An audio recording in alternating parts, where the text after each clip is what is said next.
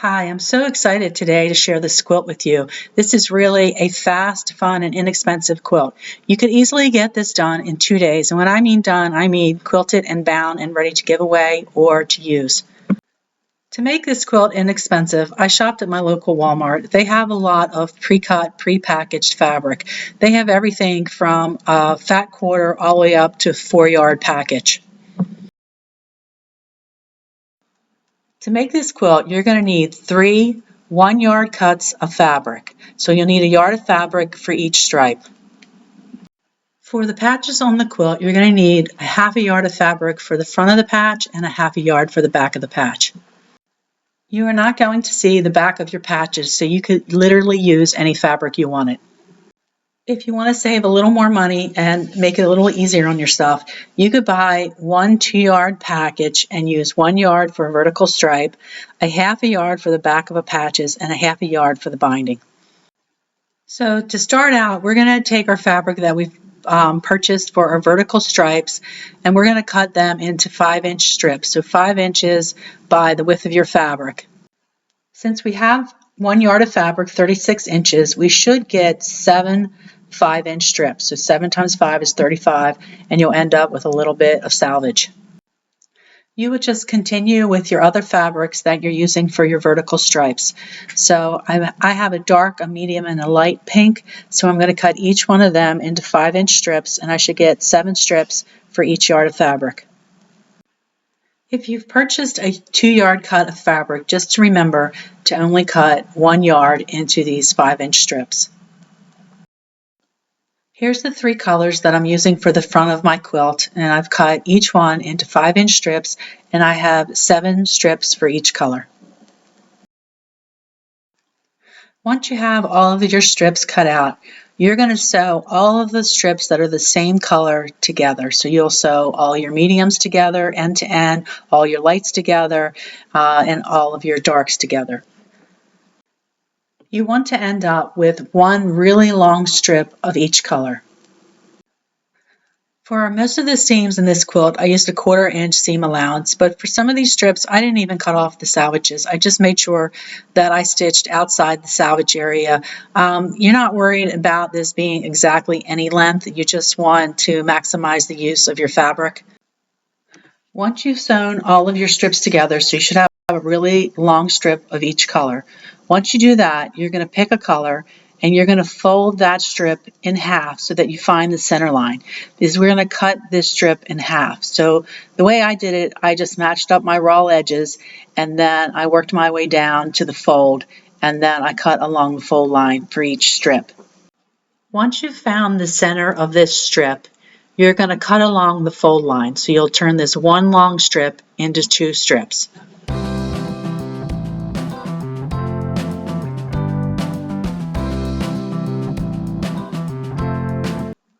So now you have 2 strips. And what you're going to want to do is you're going to do the same thing with these 2 strips. You're going to find the raw edges, fold it in half, find the raw edges, and then smooth it out till you get to the fold, and that'll be your center line. And then you're going to cut on the center line. So you started out with one really long strip, you folded it in half to cut it, and then those 2 halves you folded in half again, and you're going to cut them on their center line. And you're going to end up with 4 strips of each color. So you will do this cutting method to your 3 long strips. So I know you're probably wondering why we sewed these all together to later cut them down, but it's actually quicker to sew them all together into one strip and then just fold them in half and cut them and then fold them in half and cut them again. It's easier than taking measurements and staying organized to sew them the right length in the first place.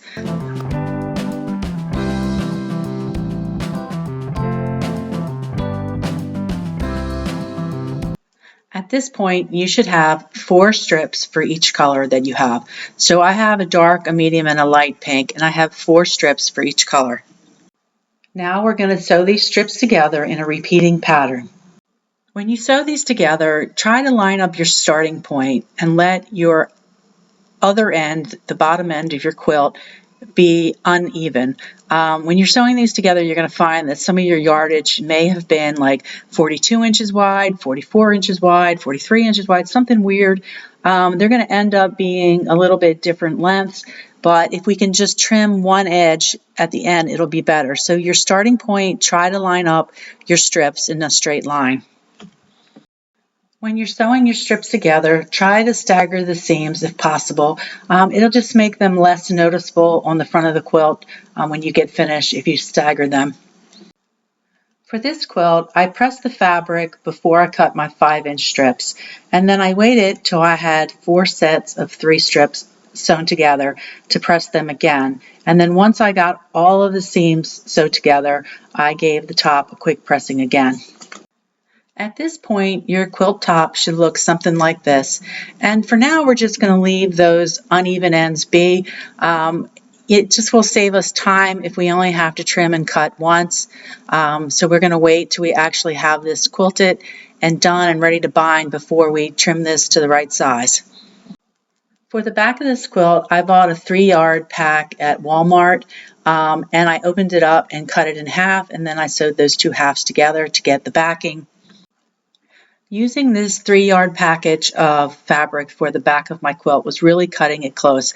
I only had about 2 inches of extra backing fabric on each side of my quilt. And for the quilting that I did, which was a straight line quilting with a walking foot, this was fine. It worked out perfect. But if you were going to send this to a long arm quilter, they would want more fabric for the backing. So you would probably have to go to 3 1/4 to 3 1/2 yards of fabric for the back if you were going to send this out to a long arm quilter. I would recommend quilting this yourself if you're able to do it. I did mine on a domestic sewing machine with a walking foot, and you just want to make sure when you pick out batting that your stitch distance that's listed on the batting is at least goes up to 5 inches, because these seams on here are about every 4 1/2 inches. Once you've finished your quilting, you're going to want to trim this up. This is where you're going to get rid of that uneven bottom edge that you have and get it ready for binding. For the binding, I used a 1/2 yard of fabric and I cut my strips at 2 1/2 inches. With this quilt, you actually do all the quilting and binding, and then you sew the patches on. And the reason you do this is because you don't want the seams of your quilting to go through the patches. For the front of our patches, we're going to take a 1/2 yard of fabric and we're going to cut it into 5 1/2 inch wide strips. So you should get 3 strips. For the back of our patches, we're going to do the same. We're going to take a 1/2 yard of fabric and we're going to cut 5 1/2 inch wide strips, and you'll end up with 3 strips. For this fabric for the back of the patches, you really can use anything you want. You're not going to see it. If you wanted to use interfacing or dryer sheets or an ugly fabric, it really doesn't matter. You're not going to see the fabric in the end. So here I've cut some muslin for the back of my patches, and what you're going to do is you're going to take the back and the front of the patches, right sides together, and you're going to sew down the sides of the patch, the length of the fabric on both sides of it. And this is the quickest way to do it. You could use scraps of fabric to do this, and you're more than welcome to do that. It just takes longer. But if you have these long strips, you can quickly sew down the lengths of both sides of the fabric.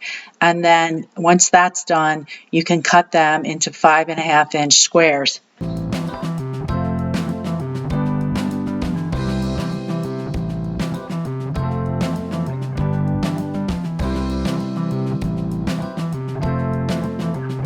Once you have these cut into 5 1/2 inch squares, now you're just going to sew down the other 2 sides, and you can take them to the sewing machine in a stack and just chain stitch them and get those other 2 sides closed in.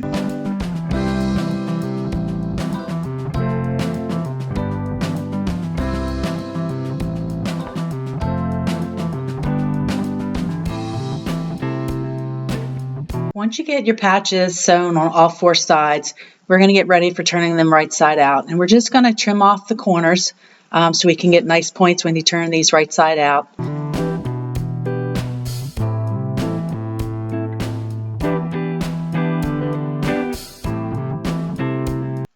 We're then then going to pull these apart so that the fabrics aren't touching each other. And we're going to put a little hole in the back side of the patch, the side that you won't see. And then we're going to cut an opening just big enough so that we can turn this right side out.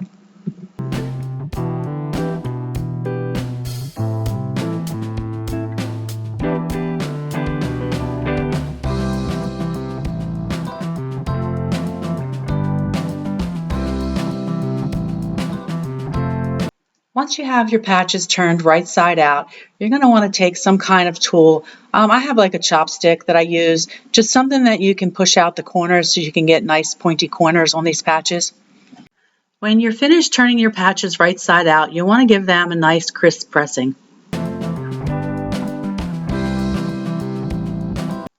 So now it's time to lay your patches out, see how you want to place them on your quilt. To do this, I just kind of did a randomly laid them out, and then I took a single safety pin and I pinned right in the middle of the patch to hold it in place. If you put too many pins in this, when you go to quilt it or sew the patches on, you'll end up stabbing yourself. So I just used one safety pin just to hold them in place till I got them to the sewing machine. You can hand sew these patches on if you like. What's good about this, if you hand sew it, you can just go through the first layer of the quilt and then you won't see the stitches on the back. For me, I did one patch like this and I was like, no way. So I ended up sewing them on with my sewing machine. Once I got the quilt under my sewing machine and I was ready to work on a patch, I went ahead and put some straight pins in the patches because I found they were moving around on me. So once I got them to the sewing machine, like the deck, I put some more pins in it to hold it in place. And I just used my walking foot to do this, and it was actually really easy. I thought it would be a problem trying to get the quilt turned around, but it really wasn't. It worked out really well and it was quick. So I hope you'll give this quilt a try or keep it in mind for a future quilt. It's really great when you need something in a hurry and you don't want to put a lot into it, you know, like a donation quilt or maybe a child's quilt. You can get it done quick and easy. Thanks so much for watching.